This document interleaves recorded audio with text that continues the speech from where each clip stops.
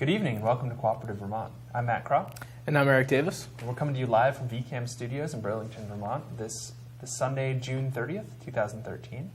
And we've got a pretty packed up show for you with some co-op news and then an interview with Anthony Mirisciotta of the Deep Root Organic Co-op. But first, the news. Yeah, so big story since our last show is the shakeup with the Vermont Healthcare Co-op board.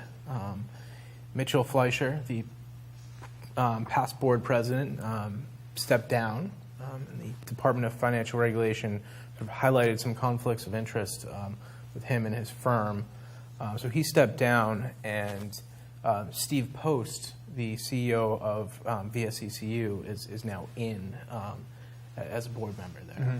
Yeah, so it's unclear whether Mr. Fleischer has completely severed relationships, because the two things that were really sort of highlighted by the report were, one, the fact that he was board president and receiving $120,000 a year for that service, which they considered excessive, but also that his firm was responsible for the marketing and sales of the insurance. So he's definitely stepped away from the role of board president. It's unclear whether the business connection remains as of the moment. But yeah, so they've put 5 new board members in, and Steve Post, I think, is sort of the most kind of hopeful piece of news from a cooperative perspective, because he comes from a background of a fairly participatory credit union. So hopefully he will be bringing kind of some of that institutional knowledge of the cooperative forum that can help them sort of navigate the treacherous waters that they're currently in. Right. But but in terms of startup co-ops, there's definitely some good news coming out of the food co-op sector. Mm-hmm. Yeah. Granite City Grocery, their plans really start to be coming to fruition. They hit their member pledges goal month back, 2 months back, maybe sometime in that time frame, and they're now looking at sites, and the board has finalized their mission and value statements. So it's exciting to see that project really taking form. Mm-hmm. Yep, they've been announcing that they're on the verge of calling in the equity, so all the people who've pledged to sort of bring in the shares and officially constitute as a co-op. Mm-hmm. And also they're now in phase 2 of the site evaluation process. So by the end of July, we should be hearing kind of getting a more firm sense of what site they're really going to be eyeing for the new store. And also another co-op startup in Morrisville seems to be kind of have some more momentum now recently.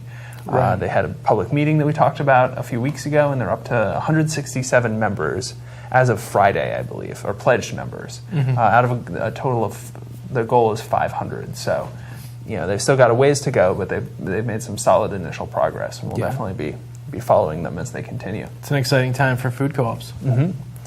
And then for anyone out there, we got an email from Julia Curry, who runs the housing co-op program for the Champlain Housing Trust. And I guess there's a fairly short wait list right now, and several kind of unexpected openings have happened in housing co-ops in Burlington. Yeah. Particularly in the Rose Street Artists Co-op and the House of Hildegard. So if you're out there and you're interested in cooperative living in Burlington, you can go to the Champlain Housing Trust's website and check out the co-op section. Yeah, oftentimes there aren't any openings, so I think it's unique to have several openings. And Matt, I think you were going to give an update on Keep BT Local? Yeah, so the campaign to turn Burlington Telecom into a consumer-owned co-op is continuing.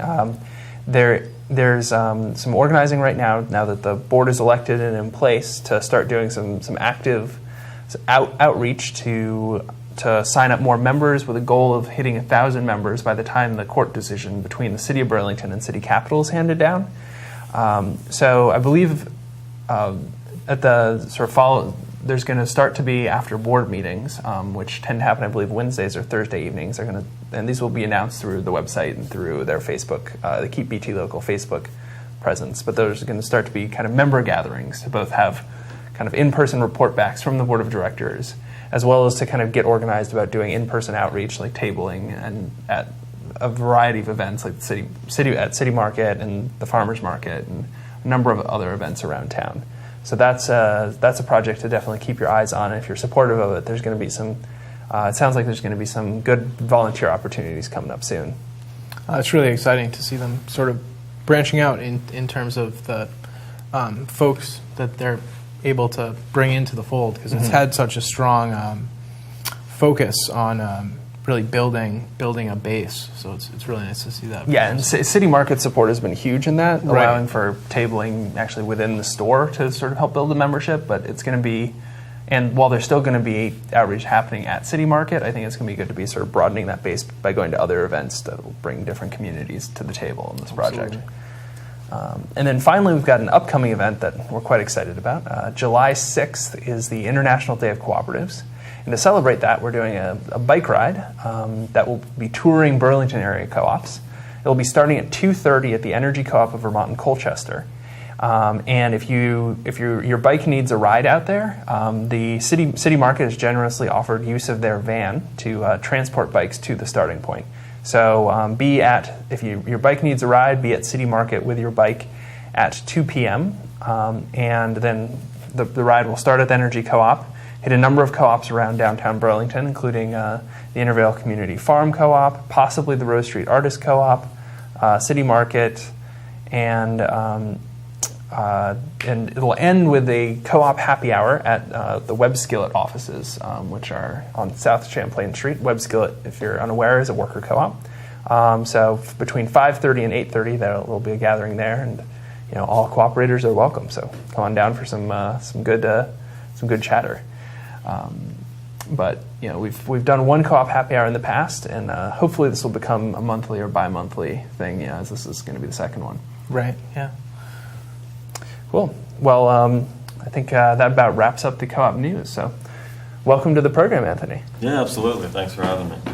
So you are the sales manager for Deep Root Organic Co-op. Do you want to give us a little background on what Deep Root Organic Co-op is?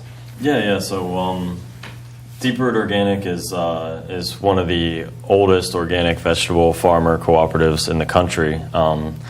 It started in 1985, 1986, so it's about 27 years old now, and it originally started with just a handful of farms in southern Vermont and western Massachusetts that essentially joined together to be able to affordably truck their produce into larger market areas and larger population areas, which were and still are Boston and Connecticut.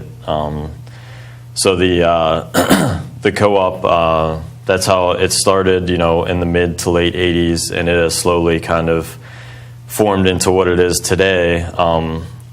It is now a 25-member farm co-op with members located throughout central and northern Vermont, and we also have a few members in southern Quebec in the eastern townships of Quebec. And it's kind of formed that way through time because these farms are really the ones that are further away now from the market. So, as organic food and the whole local movement kind of started to grow and grow and grow, the markets in western Massachusetts and southern Vermont were closer or in line more directly with larger markets. So, it's kind of turned into what it is today, and it's really the northern Vermont area that needs access to the larger markets, and the format and our 25 members at this point really work together to make it work for everyone, and that's what we're doing now. So for the average member farm of Deep Root, kind of what is how does working with the co-op differ from just being in it independently marketing your vegetables or selling them individually to wholesalers? Yeah. So it's now we have a large diversity of sizes in our members. We have some members now just 1 or 2 acres up to 60 or so acres in cultivation. So it's a wide range of sizes and different needs that the farmers have themselves. So the co-op really accommodates all different aspects of a farmer's needs and parts of just keeping their farm alive and making it sustainable for them. So that's what Deep Root really has. And then it's kind of formed in the attitude that everyone has is what the co-op allows them to do is really just be a farmer. They're able to do what they love and what they're good at, and that's stay in the fields and tend to everything going on in the fields and handle all the farming aspects of it. And the co-op and myself handle all the marketing and office roles and positions of being a wholesale farmer. So that's kind of the attitude of Deep Root and what a lot of the farmers think and feel about the co-op, and that's what makes it so great is they're able to do what they love and what they're good at, and I handle the rest of it for them, and that really keeps the farming alive for them. How did you get involved in Deep Root? What drew you to the co-op? Yeah, so I've always had a passion for food and local food and agriculture, and I eventually kind of worked my way up into Vermont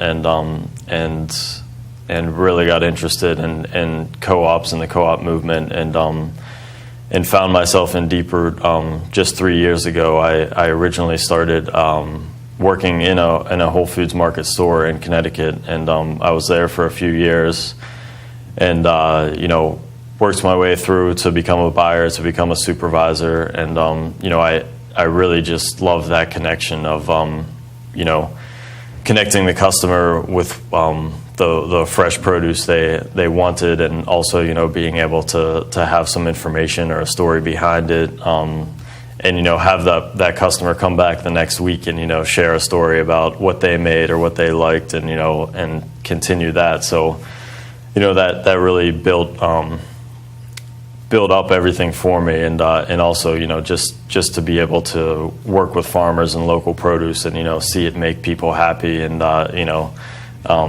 supplying healthy vegetables to these people and their families, that really made me happy. And from there I moved to C&S Wholesale in North Hatfield, Mass, and I was a produce buyer there, and I wasn't there very long. I didn't have the direct access to food and farmers that I would have liked to have. So I found out about Deep Root while I was at C&S, and moved up here, and everything has worked out great, and I finally feel like I'm really where I belong, and where I want to be, and I've been with the co-op now for 3 years. So in terms of how the co-op is sort of structured, is it, producer co-ops have a pretty long history in the United States, and were supported, kind of came out of the populist movement in the 1890s, and the starting of them was often supported by things like the USDA.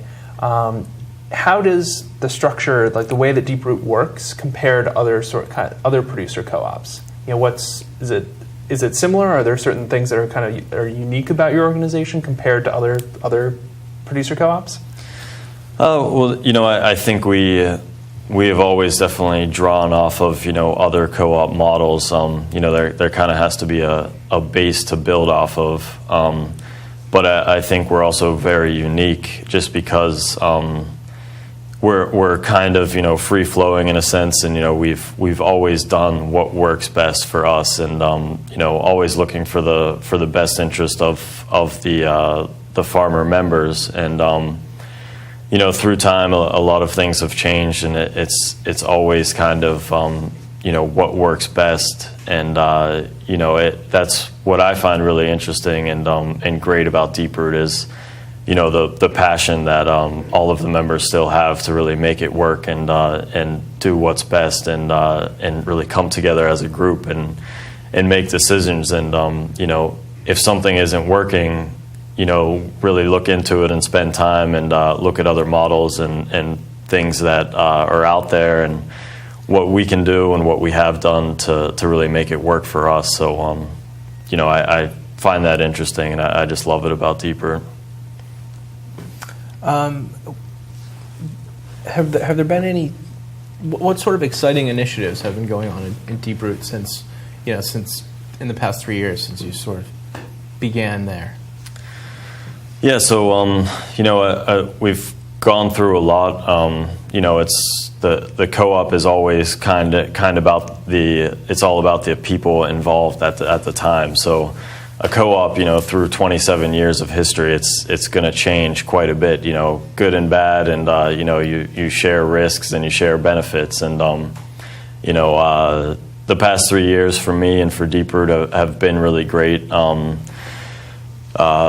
We have our own building now in Johnson that was built in 2010, and it's the first time Deep Root has ever owned its own building, and that's where my office is, and it's a beautiful place, and my office, the window looks out right on Footbrook Farm. That's where it's located, so we're right there on 15.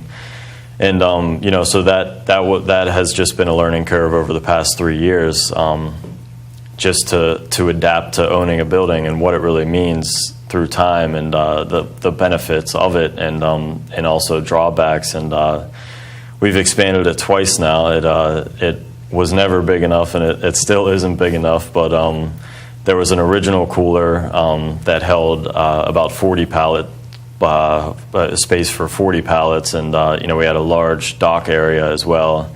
And within the first year of that building, we quickly found out the cooler wasn't big enough, and we nearly doubled the size of it. And this year we found out that we can't put tomatoes on the dock that is expected to be 50 degrees or 55 degrees in August when it's extremely hot. So now we're nearly done with completing a tomato room, which is going to be a 55-degree room for tomato storage. And so that's just the building alone with a lot of the changes and adaptations. And we had the 2012 growing season for Deep Root was our most successful year ever in the co-op's 27-year history. So everyone is really excited about that, and it was a lot of work, and more than anyone thought we could really do. We did, and we're just coming down to that now, coming out of that, and looking towards the future, and what we can really do to make it better, and more successful, and help all make it great for all the members involved. And over the past 3 years as well, we've brought on 8 new members, 7 of which are Vermont members, and 1 in Quebec. And it's really exciting. It's good to have some new members, new thoughts. Younger, smaller family farms, just kind of getting involved and looking for different models. And, they feel that Deep Root is a good fit for them. And, it's been great for us. There's, of course, a lot of challenges to adding new members, and, trucking and logistics and that sort of thing isn't the easiest, especially in Vermont, and it can be quite costly. So, now we're adapting to that and really trying to figure out what we can do to accommodate these new members and give everyone the same service regardless of size and location. So what does it look like for a new farm to join the co-op? Like for instance, when thinking about, say, a food co-op, someone goes into the food co-op, puts down their $25 or $200 or what have you to join, and boom, you're a member, and that's that. With a farm co-op that's very much tied into your livelihood, it's a much bigger part of your life. So for these new farms that come in, how does that work for them? Yeah, so it's there's a lot involved, and I wish I had a one sentence answer that could clear it up, but it comes down to really finding a good fit and something that's going to work for Deep Root and myself and the farm. We can't unfortunately, we can't just really open our doors to every small farm and every farmer throughout Vermont, because it becomes a lot of stress for both parties, and there's a huge learning curve.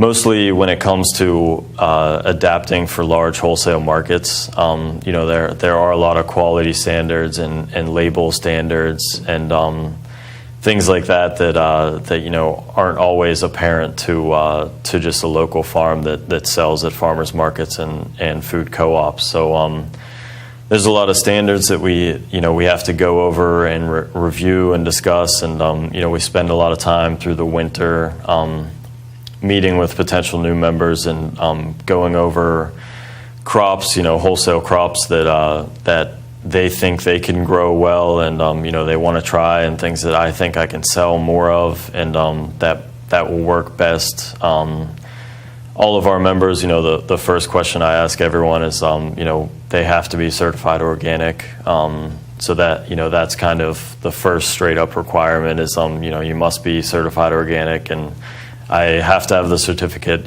before really any more dialogue or conversation progresses. So that has to be there always, and it's really just a lot of planning, and then we go through and kind of what's really cool about Deep Root and what has been great through the years is the members that have been in the co-op for an extended period of time, or in its 27-year history, we still have a couple members that have been around for 25 or so years, and we like to set up a mentoring program with new members, and these older members that have been growing for many years and know the standards and requirements and everything involved, essentially kind of mentor and bring up the next generation of potential Deep Root farmers. And it's not only sustainable and great for us, but it's also very helpful to sustaining local Vermont organic agriculture. So those two things kind of play into each other. And do you think that you mentioned a little bit about selling to food co-ops? Does the fact that you guys are a cooperative, do you feel like that changes the relationship you have with other co-ops?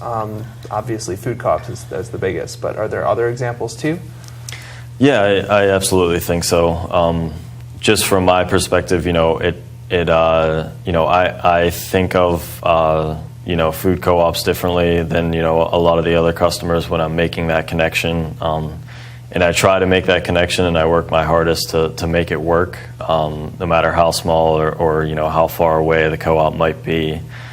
So I really try to strive to make it work, and I know that connection is definitely there. I have some great relationships with a lot of food co-ops, and at different gatherings and meetings, I often see co-op members and different people involved in co-ops throughout New England and beyond, and it definitely becomes a big family. It's great to feel that way, and that's how I feel. And I think after last year with the International Year of Co-ops and a lot of increased publicity and just that sort of thing towards co-ops, I think it's helped a lot, and now I definitely feel good about it in 2013. And sort of talking more about this community of cooperatives. Deep Root has worked with NCFA, the National Food Cooperative Neighboring Food Co-ops Association. Yeah. There we go. It's a tricky one. So could you tell us a little bit about that partnership? Yeah, so I work a lot with the NFCA, and it's an association of food co-ops throughout New England. The majority of the co-ops in that association are from Vermont, just because of the great food co-op scene we have here. So me being at Deep Root at a producer co-op in Vermont, and our great scene and population of food co-ops throughout Vermont, that I think it really built that connection a lot. And it's great to have an association to be able to go to and connect 30 or more food co-ops throughout New England at one location. It's essentially kind of my role as well. It's instead of somebody making 25 phone calls to see who has green kale, they can call me, and I have the information of all 25 farms at one phone call. So the NFCA is essentially a gathering of all the food co-ops, just the same as that. And so we were able to really take on some great projects and do a lot to work together to form that producer side to the direct food co-op and customer. And what we've done now for the past 2 years, Deeproot has worked a lot with the NFCA and in their farm to freezer project, and it's a really cool project that the NFCA kind of came up with the idea, and I was also involved at the very beginning, and it's a project where raw vegetables are frozen and processed and turned around into a value-added frozen unit, which is all local, and most of it is organic. We're trying to go in that direction more and more. Everything we provided is, of course, organic, and now everyone in the food co-ops and customers are able to go to their local co-op and get a frozen bag of broccoli that is local, throughout the winter and beyond. And yeah, you can find it in your local co-op right now, and Deeproot's logo is on there, and we worked with them to process and freeze broccoli and sweet corn. The broccoli was frozen in Hardwick, Vermont, at the Vermont Food Venture Center. And the corn, unfortunately, we did have to send out of state. Corn is really tricky to process, so it was sent to New York to process, and then yeah, it's available at your local co-op, and it's a really cool project that we've taken on. So kind of thinking about the you've got these existing projects going. What's sort of do you see as the sort of next steps? Do you guys have kind of a pretty concrete plan? Is it the sort of thing where you kind of take things as you come, or is there like a vision for the co-op, say like 10 years from now, what you guys want it to be? The 10-year vision is really tough. I don't think there was a 10-year vision in 1990 or 2000.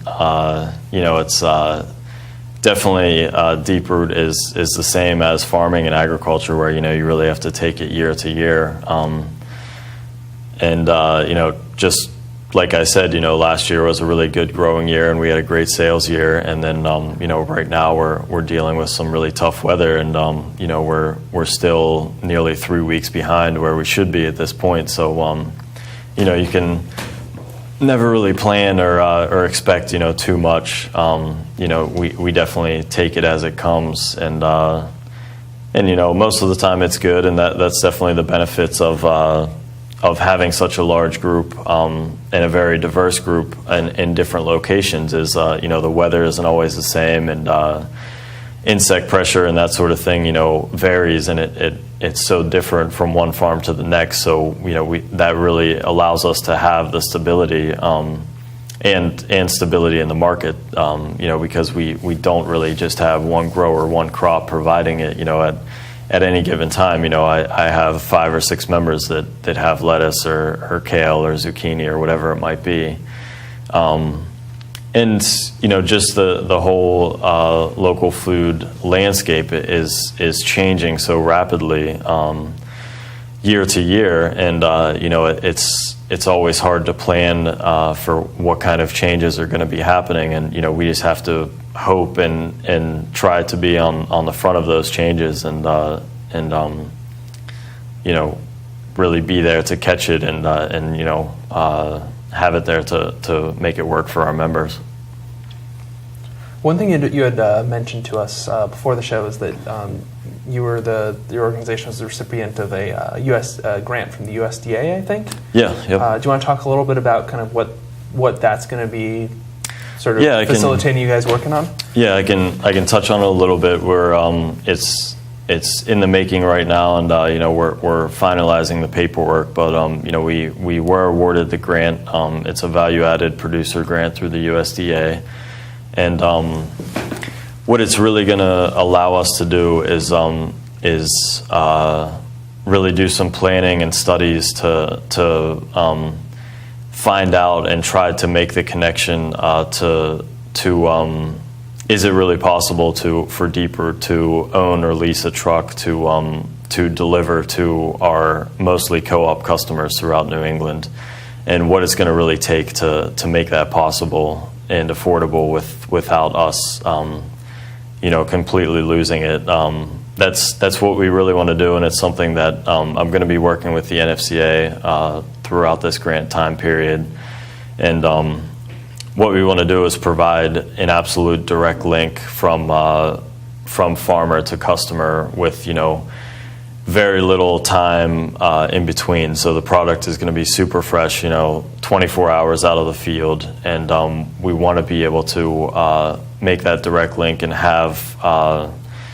let everyone have access to that product pretty much 12 months out of the year throughout New England. So there's going to be a lot of feasibility studies and looking into what it's really going to take to make that happen, and if it is possible. So most of the grant time and funds is going to be put into those studies.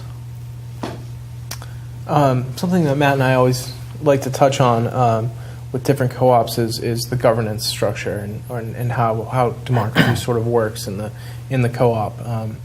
I imagine with the 25 member farms and whose livelihoods are intertwined with the co-op, that governance is an important part of keeping the co-op running and keeping all the member farms happy with what's going on. Could you share a little bit about governance? Yeah, no, you're absolutely right. With 25 members and completely different scales, one farm to the next, the co-op really means something different for each member, and its importance for each member changes a lot as well. We have members that have really strong local markets and customers, and they might grow and sell a large majority of their entire harvest to a local market, and then we have other members where 100% of everything that they grow comes through Deeper. So the importance of what the co-op means for each member varies greatly, and that's one challenge to really keeping it all together with the governance. Is it's not the same thing for everyone. So that's definitely a challenge, but it works, and we have a board of directors right now. It is 5 members on the board, and they are my core, or my rock, so to speak. Whenever I have an issue or something comes up or a question, those are the people that I go to, and the board of directors is made up of deep-root farmer members, and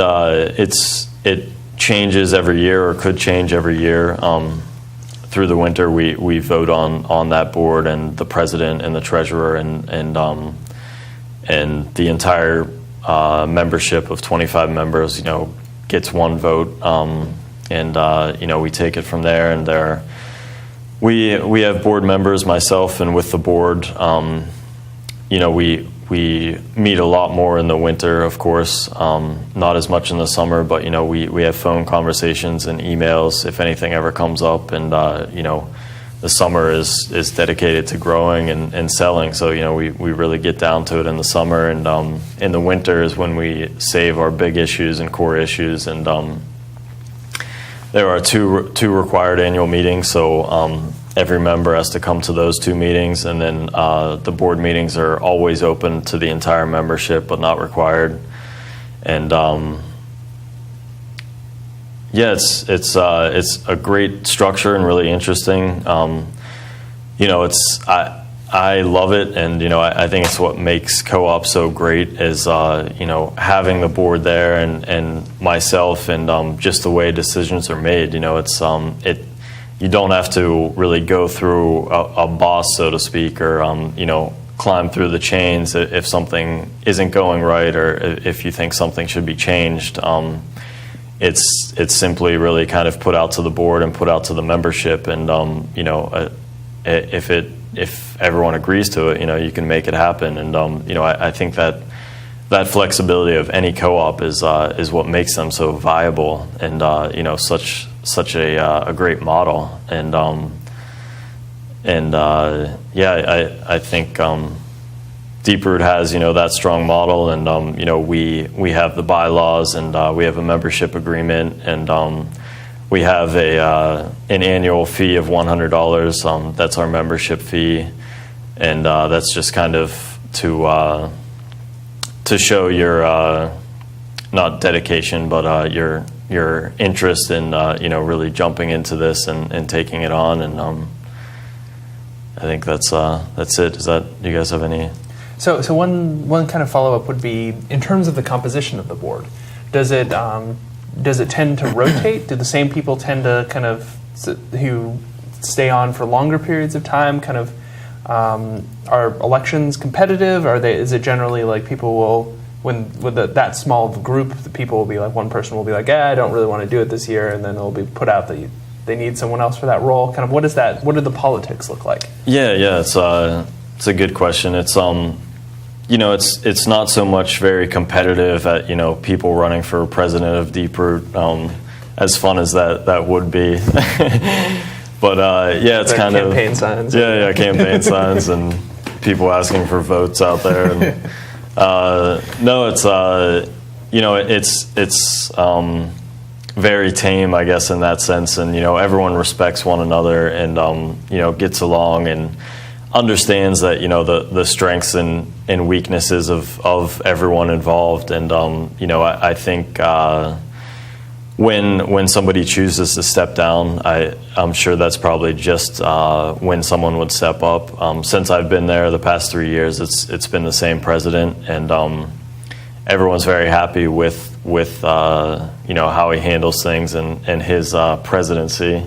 And so I don't think, unless he would step down, nobody's really going to try to compete with him. And so the president and the treasurer are the two main people, and the two people that I speak to the most. And the treasurer, of course, you have to be very good with numbers, and understand how it all works, the bookkeeping side of it and that sort of thing. So out of a group of 25, you're of course going to have the few or the handful that are really good with numbers, and the number side of things really interests them. So we have a really great treasurer now, and he's great to have there, and really good with numbers and really involved. And I think it really takes someone like that to be a treasurer. And so I'm sure that rotation will be more limited than another role on the board.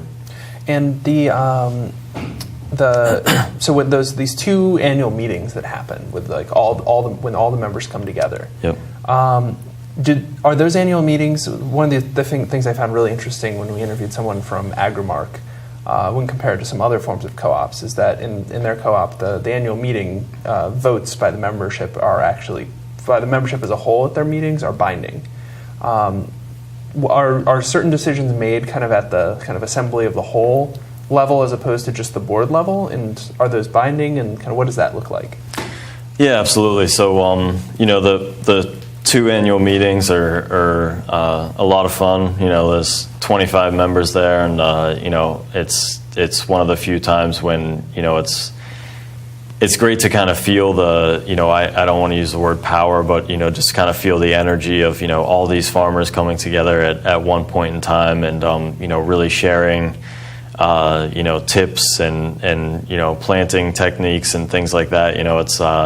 It's often hard to kind of break up the group and, okay, we have a meeting to get to, we have an agenda here. But, it's a lot of fun, and, that's why we have those 2 annual meetings. Is that's the time to really discuss the more important decisions as a group. There are many decisions made between me and the board without the entire group knowing at the time, and then after the decision is made or something like that, we will communicate it to the entire group. But much less consequential decisions that everyone doesn't have to be involved in. Something as simple as who's going to plow the driveway this year or something like that, and what we should pay and whatever it is. But the bigger decisions that are going to involve every member, different fees or percentage rates or anything like that, things that are really written in the bylaws and the structure of Deeper, and things that involve large amounts of money either throughout the year or one lump sum of something involved with the building or anything like that. We definitely save those for the big winter meetings when everyone is there, and everyone has a chance to discuss their thoughts and opinions on it, and then the decision is made in there, and if we have to make a change into the bylaws, we do that at a later date based off of the decision made at those large meetings, and the majority or everybody has to agree on the change or decision. So you mentioned the yearly $100 fee associated with being a member of the co-op, and changing fees at the annual meetings. How else does the organization? $100 is a very manageable fee. How else does the organization keep itself running? Yeah. So it's and those are decisions that are made or could be adjusted up or down, at each annual meeting based off of the previous year's sales. If we ran a surplus on trucking, or a surplus was made on sales or anything like that, different fees and rates are adjusted at those meetings based off of the previous year's sales. But right now, what we have is mostly is kind of a per box fee to the growers, regardless of the box size or weight or bag. It's a $3 fee per box or bag, and $2.50 of that fee pays for the trucking. It pays for the pickup at the farm, at each farm, and it also pays for the delivery of that product to wherever it has to go. So the balance is really great and unique how it works.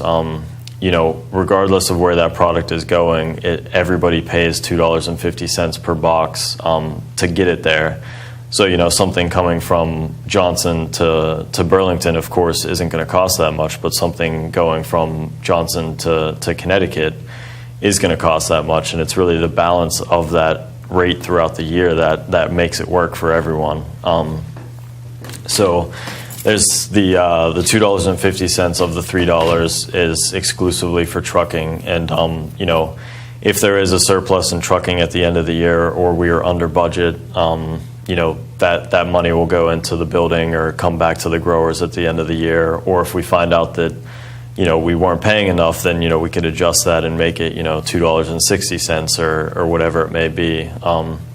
The $2.50, it was just a number completely pulled out of the air when Deeper started this, and it surprisingly works really well for us. And the other 50 cents of the $3 fee per box now goes into building equity, and that just started happening after 2010 when we had our building. So this 50 cents per box building equity fee goes into the equity, and because it's fairly new to us and the building is new to us, we're working now and trying to figure out where this money is really going to go, or if it's going to go back to the members, or if what kind of mortgage and all that stuff with the building. Because now after 3 years of collecting building equity per box, it has kind of built up, and we'll probably figure that out this winter, what to do per box. And also there's a flat rate commission that each member pays off of their gross sales per week. And that is what essentially pays my salary or pays for other things that the co-op needs. And that commission rate as a member starts at 10% and can go as far down as 7.5%. And it's a sliding commission rate based off of how much product you send through the co-op. So, it encourages members to send more product through the co-op, and the more cases and the more product that each member sends through Deeproot, their commission rate, starts to go down. So you start at 10%, and based off of your yearly sales through Deeproot, you can slide as far down as 7.5. So those are the commission rate and the $3 per box fee are really it, and that's really what makes it work and sustains it for us. So this model that you guys use, you've got a few different kind of streams of revenue, and is for marketing vegetables and marketing organic vegetables. Are there other organizations that are similar to Deeproot in different parts of the country that you learn from and they learn from you, or is Deeproot's model pretty unique, kind of in terms of your experience and knowledge of what else is going on in agriculture? Yeah, no, there are some other farmer cooperatives much like Deeproot, and there have been some as well that didn't work. So there have been some that came up through the years and didn't quite make it as far as we have. So there are different models, and there are relationships that I have with other people in my position that are the managers of farmer cooperatives, mostly up and down the East Coast. I'm much less familiar with farmer co-ops on the West Coast, but there are a couple. There's the Finger Lakes Organic Growers. Flow is an organic co-op. They actually started the same year as us, and they're up in upstate New York, and I speak to them a few times each winter, and they actually came out to visit our facility and talk to me this past winter because they were going through a few staff changes and a couple other changes in their whole model, and they actually came to me with questions and see our success and really want to talk to me about what they could possibly do to make it work better, and I'm more than happy to share information with them. And we work with another farmers co-op in central Pennsylvania, an organic farmers co-op, and I know of a couple others in the Carolinas and in Georgia. I don't have too much dialogue with them, but it's definitely that co-op community that I think throughout the Mid-Atlantic and up into the Northeast, we're all aware of each other, and definitely here to help with any questions or advice that might come up. And I think throughout the Northeast and possibly the Mid-Atlantic, Deeproot probably is the largest farmers co-op of only organic vegetables. There are a couple large dairy ones and possibly grain, but I think we're the largest organic vegetable co-op. And in terms of your relationship to, and maybe not just you guys, but as far as you're aware, in these other kind of organic vegetable marketing co-ops, what's the relationship like between you guys and more conventional agricultural co-ops? Is there one? Is there any sort of dialogue that happens between those sectors, or is it pretty? You guys are doing your thing and they're doing their thing, and yeah, it's I don't have any dialogue or information on conventional markets or conventional co-ops. It often is. I guess when you mention it, it's two totally different things. Organic cabbage is totally different than conventional cabbage. Throughout the year, the prices are so far off. The origin of the product, where it's coming from, are totally different. That I can't even look at a conventional market report or anything like that and get any idea of pricing or organic markets. It's totally different and separate things. So I would go right along and say that a conventional farmers co-op would be completely different than ours as well. And I think especially because the founding members of Deeproot and still the members today, 27 years ago, were farming organically when nothing really like that existed. It was way before any type of time like it is now. And to really have that passion to take something on, as unknown as organic farming in northern Vermont, I think really shows something of the organic spirit that Deeproot has, and we really hold to. Given the complexities involved in food production and distribution, both on the sort of cost and price side, how does Deeproot approach transparency with its members? Yeah, we are totally transparent. It's I'm really there to help the members, and I'm not picking or choosing or taking favorites one member to the next. It's we try to keep it completely open, and I'm always talking to members about what's going on in the markets and pricing week to week, and also I like to send out emails, market reports to the entire 25 member group at least once a week, and sales reports. Everybody knows or should know week to week who's selling what at what price and where it's going. So we keep it totally transparent on the pricing of product and where it's going and which members are providing it and selling it, and it creates conversation and possibly some tension, especially when we have a lot of something and it's not selling, and the growers see it in the field, and hey, I should be selling the lettuce, and it's sitting there not going anywhere, and then we get into the conversation of, is anyone selling lettuce, or who'd you get the lettuce from this week, and that sort of thing, and that's what the sales reports do, and I'm constantly on the phone and emails and visiting with the farms, to really have that connection and make that connection strong and give everyone the same attention and direct dialogue that everyone really deserves in the co-op. And the sort of also in terms of transparency, sort of in terms of the members and governance, like you said like board meetings are open to all members if they want to come to a board meeting and voice any concerns they have. Are the minutes available, or for people who can't make it? Do you guys do other ways of like kind of really queuing people in on any decisions that have been made? How does that work? Yeah, absolutely. So we always type up the meetings of every minute, the minutes of every meeting, no matter how large or small the meeting is, or how brief it could be, and send that out to the entire group. So everyone is aware of what was talked about, and if any changes were made, or if we have any plans to make changes.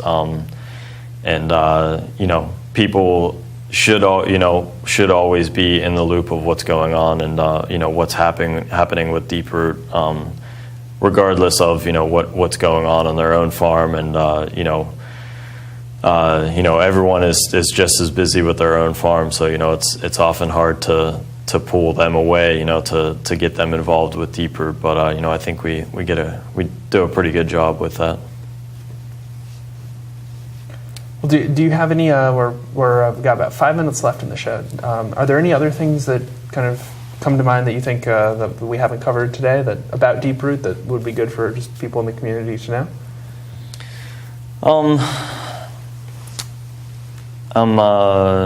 I don't think so. We're really working hard to get our product out to all the local communities. We really like to make a connection with the local people. As much as we might or we do, ship a lot of product out of state, but that's really what Deep Root was founded on, and what makes it work for our members is they couldn't really sustain or be an organic farmer on the scale that they are and make a living at what they do, if we weren't able to reach those larger population areas. But I try to do my best to make the connection with a lot of the local markets, regardless of size, and I think that's really important to keep that alive. So look for Deep Root product in your local co-op.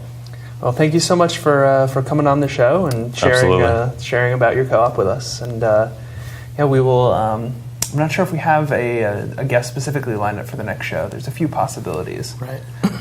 But yeah, for those of you out there watching, we'll do this every 2 weeks. Have different folks from co-ops come on. And in the meantime, if you want to get a good dose of co-op news, you can always check out our Facebook page, Cooperative Vermont. Or you can see this full episode on our YouTube channel, and you can also check out our blog, coopvt.wordpress.com. So until next week, or until next episode 2 weeks from now, I'm Matt Cropp. And I'm Eric Davis. Good night.